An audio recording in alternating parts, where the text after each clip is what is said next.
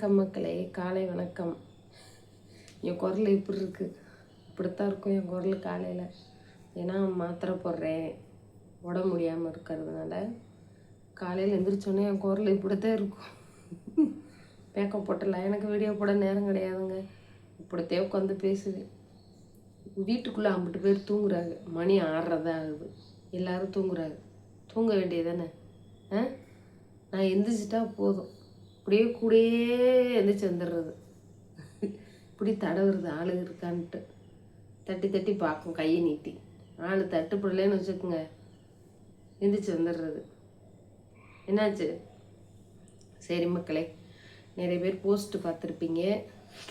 Post பார்க்காதவர்களுக்கு சொல்லிக்கிறேன்.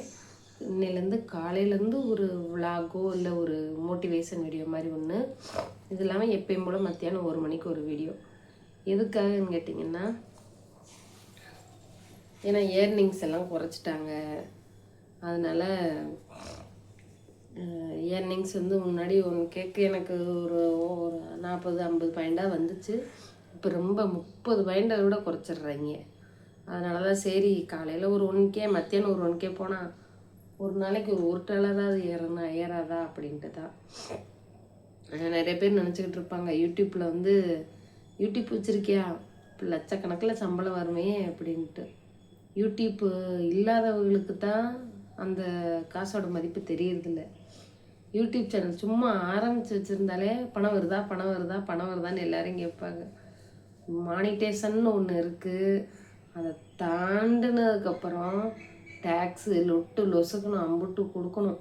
யூடியூப்புங்கிறது சாதாரணம் கிடையாது. இதில் நம்ம சம்பாரித்து வெளியில் வரோம்னா நாக்கு தள்ளி போயிடும். இதில் மக்கள் எப்படி ரசிக்கிறாங்கன்னா, இயற்கையோடு இயற்கையாக போகுது பின்னாடி. எங்கே போகுது? மக்களோட மக்களாக இயற்கையாக பேசுகிறவங்கள மட்டும்தான் யூடியூப்பில் ரசிப்பாங்க. நம்ம சாதாரணமாக எளிமையாக எப்பயும் இருக்கிற மாதிரி இருந்தால் மக்கள் ரசிப்பாங்க. நான் எங்கள் வீட்டில் இருந்தேன் பாருங்க, எங்கள் சீட்டு வீட்டில் அப்படி இருந்தால் மட்டும்தான் மக்களுக்கு பிடிக்கும். அதை விட்டுவிட்டு காரை வீட்டுக்குள்ளே போய் இருந்துக்கிட்டு நான் அதுக்காக வீடியோ வியூஸ் போகணுங்கிறதுக்காக நான் அந்த வீட்லேயே, நான் இடிஞ்ச வீட்லேயே இருந்துச்சா அந்த பிள்ளைகளுக்கு பாதிக்கப்படும். ஏன்னா அந்த செவரு மறுபடியும் ஈரத்தில் ஊறி போய் மறுபடியும் உள் செவரு விழுந்தால் உசுரே போயிடும். உண்மைதானே? உண்மை இல்லையா?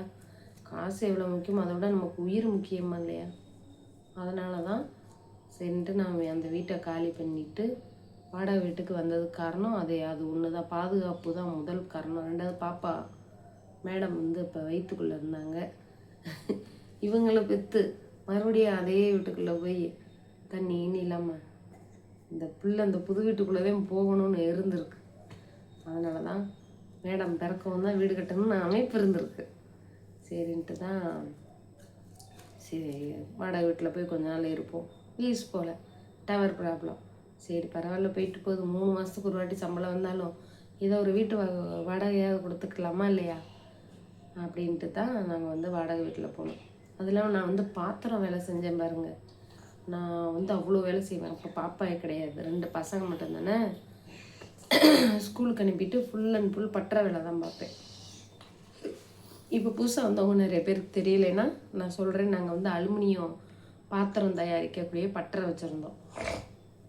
பிள்ளைக்கு 2 பேரையும் ஸ்கூலுக்கு அனுப்பிட்டு நான் வந்து ஃபுல் அண்ட் ஃபுல் எங்கள் வீட்டுக்காரர் பாத்திரம் செய்வார். நான் அதுக்கு வந்து அந்த க்ளீன் பண்ணுறது, தொடச்சி போடுறது எல்லா வேலையும் அவருக்கு உதவியாக இருப்பேன். பாத்திரம்லாம் செஞ்சு தகுடு இல்லாதப்போ எங்கள் வீட்டுக்காரர் வந்து அந்த பாத்திரத்தை வண்டியில் அள்ளி போட்டு வியாபாரத்துக்கு போவாங்க. பிள்ளைங்க வளர்க்குறது 2 வருஷம் தாங்க கஷ்டமாக இருக்கும். அது ஒரு 2 வயசு ஆயிடுச்சுன்னா மெச்சூரிட்டி வந்துடும். மெச்சூரிட்டினா நம்ம பெரிய மெச்சூரிட்டி சொல்ல, நம்ம கொஞ்சம் வேலை பார்க்க விடுற அளவுக்கு. 3 வயசு ஆயிடுச்சுன்னா ஏதோ ஒரு பால்வாடிக்கோ ஸ்கூலுக்கோ அனுப்பி விட்டோம்னா அப்புறம் வந்து நம்ம ஏதோ ஒரு தொழில், நம்ம ஒரு சைடில் பிஸ்னஸ் பண்ண ஆரம்பிச்சிடலாம். இப்போ பாப்பா கை குழந்தையாக இருக்கிறதுனால தான் என்னால் இதை கூட்டிக்கிட்டு எங்கேயும் வெளியில் வந்து வேலைக்கு போக முடியல. இல்லாட்டி நான் என்னால் முடிஞ்ச அளவு நான் முயற்சி செஞ்சுக்கிட்டே தான் இருப்பேன். இப்போயுமே எனக்கு நிறைய வீட்டில் இருந்து ப்ராடக்ட்லாம் செய்யணும்னு ஆசை இருக்குது. அதுக்கான எனக்கு ஒரு இடம் வசதியும் கிடையாது, பொருள் வசதியும் கிடையாது. நம்ம வீடு கட்டிட்டு போயிட்டோம்னா ஆங்கனக்குள்ளே ஏதோ நம்ம கொஞ்சம் இடங்கிடம் போட்டிருக்கோம்ல, அந்த இடத்துலையோ இல்லை மாடியிலையோ கூட நம்ம வந்து ஏதாவது யூஸ் பண்ணிக்கலாம் அப்படின்ட்டு தான் சரி நம்ம இதை துணிஞ்சு ஒரு வேலையை செய்வோம் அப்படின்னு நினச்சிக்கிட்டு இருக்கேன். நீங்களுமே சும்மா இருக்காதீங்க. அதே மாதிரி யூடியூப்பில் வந்து யூடியூப்புமே ஸ்டார்ட் பண்ணுங்கள். யூடியூப்பில் வந்து நீங்கள் நினைக்கிற மாதிரி லைக்கு, சப்ஸ்கிரைபரு, வீடியோவை ஷேர் பண்ணுறது, இதுக்கெல்லாம் காசு கிடையாது. நிறைய பேர் தப்பாக நினச்சிக்கிட்டு இருக்காங்க. லைக் பண்ணால் காசா, சப்ஸ்கிரைப் பண்ணால் காசு தருவியாடி, எனக்கு எம்பிடு தருவ அப்படிம்பாங்க எங்கள் ஊர்லலாம், தெரியாதவங்களுக்கு. அப்புறம் ஷேர் பண்ணி விட்டால் காசா, கமெண்ட் போட்டால் காசா, இதுக்கெல்லாம் யூடியூப்பில் காசு கிடையாது. நீங்கள் என் வீடியோ இப்போ பார்க்குறீங்கன்னா இந்த வீடியோவுக்கு மட்டும்தான் காசு தருவாங்களே தவிர, அது வந்து அதிலையும் இன்னொன்று இருக்குது, ஃபுல்லாக பார்க்கணும் வீடியோவை. இப்போ நான் ஒரு 8 நிமிஷம் ஒரு வீடியோ போடுறேன்னு வச்சுக்கோங்க, அந்த வீடியோ நீங்கள் ஃபுல்லாக பார்த்தா மட்டும்தான் எனக்கு காசு வரும். அதில் அரைகுறையாக பார்த்து நான் தள்ளி விட்டு போனேன்னா காசு கிடைக்காது. சூரிய பகவான் வந்துட்டார், கதவை திறந்து விட்டுக்கிறேருங்க. ஐயா வணக்கம். சூரிய பகவான் முகத்தில் இன்றைக்கி முழிச்சிருக்கேன், யார் முகத்துலையும் முழிக்கல. நல்லதே நடக்கட்டும், இந்த வீடியோ வெற்றி பெறணும்னு. ஆமாம் சூரியப்பா அப்படித்தாங்க. இதுக்கெல்லாம் காசுன்னு நினச்சிக்கிட்டு இருக்காங்க, அதுக்கெல்லாம் காசு கிடையாது. நீங்கள் ஒரு வீடியோ இப்போ நான் போடுறேன்னா இதை முழுசாக ஸ்கிப் பண்ணாமல் பார்க்கும்போது தான் காசு வரும். குருவியும் பார்த்தாச்சு. குருவி பார்த்தியா? குருவி. அதில் இன்னொன்று விஷயம் இருக்குது. நான் என் வீடியோ தொட்ட உடனே விளம்பரம் வருது பாருங்கள், அந்த விளம்பரத்துக்கு தான் காசு தருவாங்க. அதில் இப்போ உங்களுக்கு ஒரு பேச்சுக்கு சொல்கிறேன், ஒரு 100 ரூபா, ஒரு வீடியோவுக்கு ஒரு 100 ரூபா தர்றாங்க. எங்கேருந்து? விளம்பரதாரர்கள்லேருந்து 100 ரூபா என் வீடியோக்காக யூடியூப்புக்கு தருவாங்க. அந்த 100 ரூபாயில் 50 ரூபா யூடியூப்காரன் எடுத்துக்கிடுவான், இல்லாட்டி முக்கால்வாசி பணம் அவனுக்குங்க. 70% பணம் யூடியூப்புக்கு, அந்த 30% தான் நமக்கு. அட்வர்டைஸ்மெண்ட் பே அப்படின்னு அதிலே போட்டு வரும். $1 யாருக்கு? அந்த $1 வந்து $3/4 யூடியூப்புக்கு போயிடும்.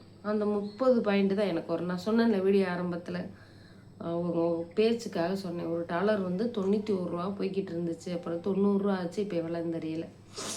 பேச்சுக்கு 90 ரூபாவில் 90 ரூபா 100%. இந்த 90 ரூபா விளம்பரதாரர் யூடியூப்புக்கு தருவாங்க.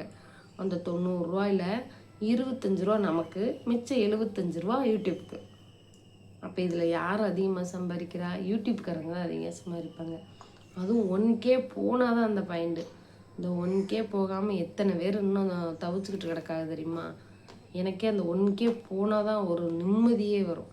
யூடியூப்பில் இப்படித்தான் ரொம்ப பேர் கஷ்டப்படுறாங்க, அதெல்லாம் நிறைய பேருக்கு வெளியே தெரியறதில்ல. இன்னும் உங்களுக்கு சுவாரஸ்யமான நிறைய வீடியோக்களை டெய்லி போடுறேன். மத்தியானம் 1 மணிக்கு நம்ம சொந்த விளாக், காலையில் என்னால் முடிஞ்ச அளவு யூடியூப் பற்றியோ சம்பாதிக்கிறதுக்கு பற்றியோ ஏதோ ஒரு வழிமுறைகளை சொல்லித்தரேன். பிடிச்சிருந்தால் லைக் பண்ணுங்கள். பாய்.